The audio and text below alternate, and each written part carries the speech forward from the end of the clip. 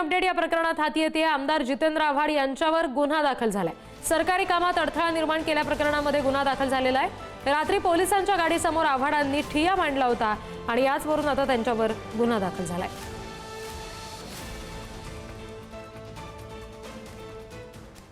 जितेंद्र आव्हाड बोलतायत, थेट ऐकूया। उभे असलेले सगळे गुंड यांना संबंधित आमदार खुणवतो। खुणवल्यानंतर ते गुंड आतमध्ये जातात, नितीन देशमुखला मारतात। कसं मारलं ते आपण बघितलं, मारणारे किती होते ते पण आपण बघितलं। दोघं जण पकडले जातात, त्यांना मागे बसवलं जातं। त्याच्यानंतर आम्हाला अध्यक्ष सांगतात की मी रात्री सोडून देईन। सचिव मला बोलून सांगतात रात्री तुम्ही जा, आपण हे सगळ्यांना सोडून देऊ। आम्ही आग्रह धरत नाही, समोर पकडले गेले किती आहेत, काय झालंय, काय नाही। अचानक मला फोन येतो की त्याला अरेस्ट केला, म्हणून मी इथे आलो। पोलिसांना विचारलं काय अरेस्ट केलं। पोलीस म्हणाला आम्हाला फक्त आदेश देण्यात आले की त्याला घेऊन पोलीस स्टेशनला जा। मला तुमच्याकडे काय कागद, काय कशासाठी अरेस्ट केला, काय म्हणाले, काय अजून आम्हाला माहित नाही, पण आम्ही अरेस्ट केलंय। आता संविधानिक अधिकार आहे आमचा, काय आम्ही गुंड नाही आहे। लोकशाही मधल्या आंदोलनाचा अधिकार वापरत आम्ही आंदोलन केलं। त्यांना गुन्हा दाखल करायचा असेल तर they are free to do it, त्यांना मोकळी करावं। पण हा जो प्रकार आहे की आमदार खुणवतो, नंतर मारामारी होते, 5 जण जाऊन मारतात विधान भवनाच्या परिसरात, विधान भवनात। आरोपी कोण, मी नावं देतो आरोपीची। पोलिसांना हवी आहेत ना नावं, ही घ्या नावं।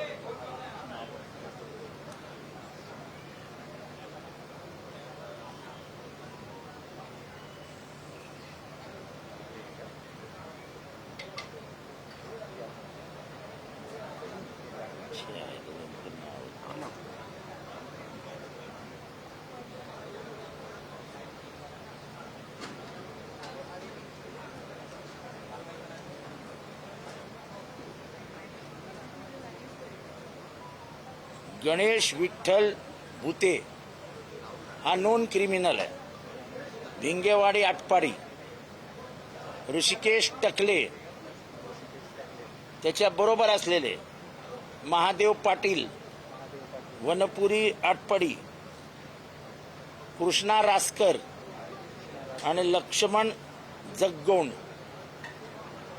आता 5 जण मारायला असताना तुम्ही 1 जणाला अरेस्ट केला, 2 जणांना ताब्यात घेतलं आणि शेवटी पोलीस स्टेशनला परत 1 जणच गेला, तर दुसरा कुठे गेला।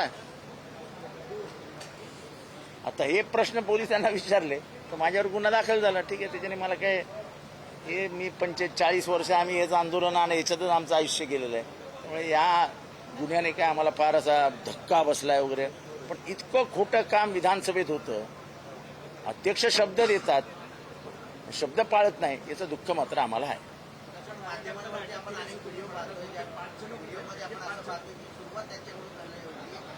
हे तुम्ही सगळे पत्रकारी कालपासून मला सांगताय की सुरुवात त्यांच्यापासून झाली, सुरुवात त्यांनी केली।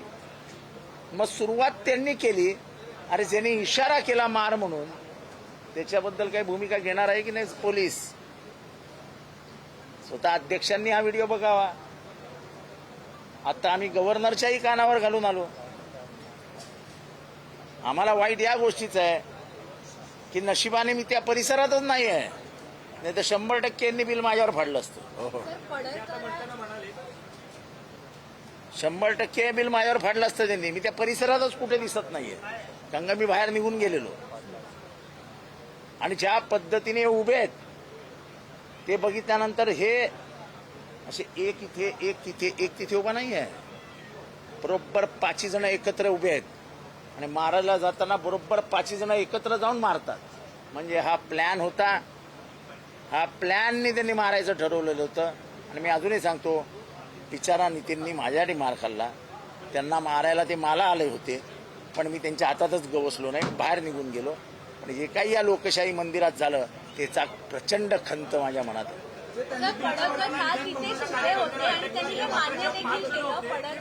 प्रश्न विचारला की तुम्ही तुमच्या कार्यकर्त्यांना का थांबवलं नाही, तुम्ही थांबवलं असं त्याची त्यांनी काही उत्तर दिलं नाही, ते सरळ निघून गेले। ते व्हिडिओमध्ये सगळं दिसतंच ना. तुमचे मी आभार मानतो की तुम्ही व्हिडिओच्या माध्यमातून सत्य सामोरे आणलंय. आणि काही पत्रकार ओपनली बोलतायत की त्यांनी सुरुवात केली, त्यांनी सुरुवात केली. अजून काय?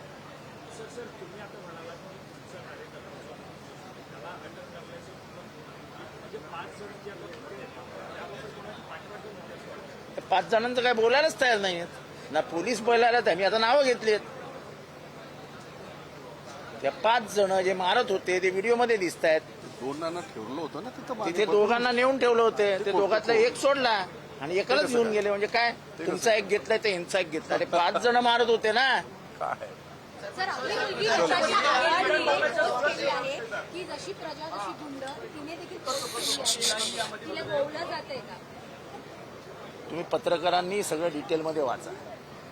तिच्यावर घाणेरड्या पद्धतीने, माझ्या पोरीवरती अतिशय घाणेरड्या पद्धतीने ट्विट केलं गेलं आहे. तिच्या नवऱ्याबद्दल ट्विट केलं गेलं आहे. तिचा आंतरधर्मीय विवाह आहे. तिचा नवरा हा ख्रिश्चन धर्मीय आहे. त्या तिच्या लग्नाबाबत, तिच्या नवऱ्याबाबत ट्विट केलं आहे. आता पोरींना म्हणजे माझ्या लेकीला जर टार्गेट करणार असते, मला काय त्याच्याने फरक पडत नाही. माझी लेक कशी आहे, तिचं लग्न कसं आहे, तिचा नवरा कसा आहे, मला माहिती आहे. आणि काय काय प्रकार आहे. सुप्रिया ताईच्या पण नवऱ्याबद्दल बोलायचं, तिच्या सासूबद्दल बोलायचं. बोलणारा कोण? हाच आमदार. शरद पवार साहेबांबद्दल बोलणार कोण? बोलणार हाच आमदार. म्हणजे याला सगळं माफ आहे का? यांनी कोणाच्याही चारित्र्यावर बोलावं, यांनी कोणावरही बोलावं, याला सगळं माफ आहे.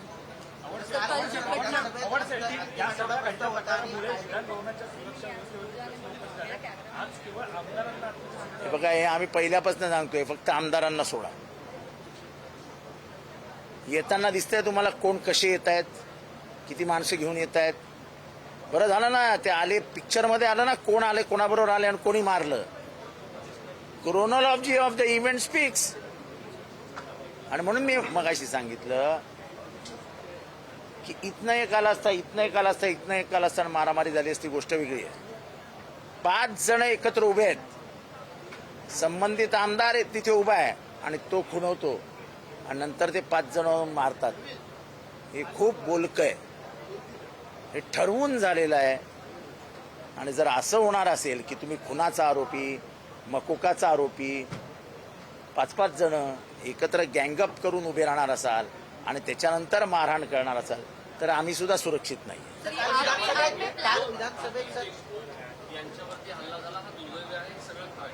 पण नितीन देशमुख यांच्या स्वतःच्या चारित्र्यावर आणि त्यांच्या कार्यशैलीवरही प्रश्नचिन्ह उपस्थित केलं जात आहे पोलिसांकडूनही आणि सत्ताधाऱ्यांकडूनही.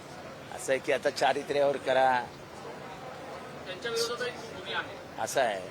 त्याचा काल काही दोष होता का? मी तुम्हाला प्रश्न विचारतो, त्याचा काल काही दोष होता का?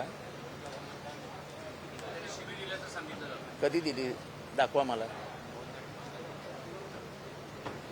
पुराव्यानिशी पुरावा असेल तर सांगा, मी माफी मागायला तयार आहे. त्यांनी शिवी दिली का? मार खाल्ल्यानंतर जो एक मानसिक धक्का बसतो, जो एक कॉम्प्लेक्स येतो, त्या कॉम्प्लेक्स नंतर माणसाची प्रतिक्रिया ही तिच्या वेदनेची प्रतिक्रिया असते. आधी शिवी दिली असती तो गोष्ट वेगळी. त्याला उद्विग्न केला, त्याचा राग अनावर झाला आणि जर तो बोलला असेल तर हे स्वाभाविक आहे, मनुष्य स्वभाव आहे. मंडळामध्ये कायदा सुव्यवस्थेचा अंतिम आठवडा प्रस्ताव जो आहे तो मांडत होते. मात्र हे सुरू असताना म्हणजे तुम्ही भाषण करून तुमचं देखील त्याच विषयावरती भाषण होतं आणि अशातच विधान भवनामध्येच कायदा सुव्यवस्थेवरती प्रश्न निर्माण झाले. आम्ही तेच सांगतो ना की तुम्ही म्हणजे 5-5 गुंड घेऊन आतमध्ये येताना दिसत आहे. ते 5 गुंड तुमच्या बाजूला उभे राहिलेले दिसत आहेत. तुम्ही त्यांना खुणवता दिसताय आणि ते जाऊन मारताना दिसत आहेत. बस एवढं खूप आहे. पोलीस काय करणार आहेत, काही करणार नाही. सत्ताधारी पक्षाचे गुलाम आहेत पोलीस. त्यामुळे आमच्याकडे फार अपेक्षा नाही. सर आप जो लेना इधर लो, मैं उधर आके नहीं दूंगा. आप पे अटैक करने का प्लान था, ऐसे भी आपने कहा क्या कुछ करूँगा? देखो जिस तरीके से वो खड़े हैं, जिस तरीके से उनको इशारा किया जाता है और जिस तरीके से वो आगे बढ़ के किसी को पीटते हैं, इसका मतलब वो खड़े क्यों थे? लाइन से ही खड़े थे।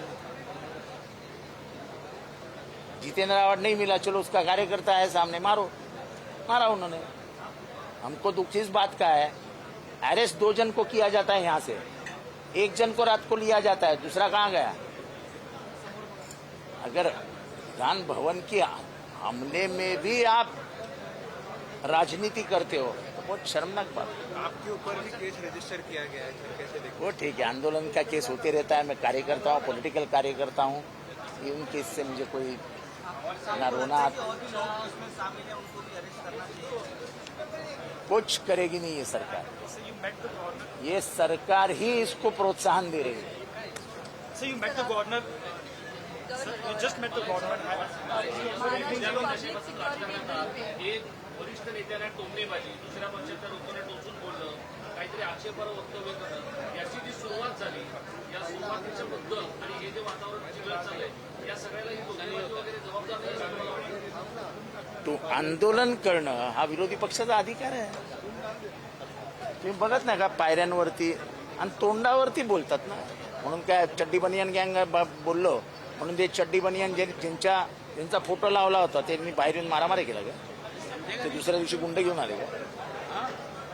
फोटो लावून आंदोलन झालं ना चड्डी बनियान गँगचं. मग काय झालं?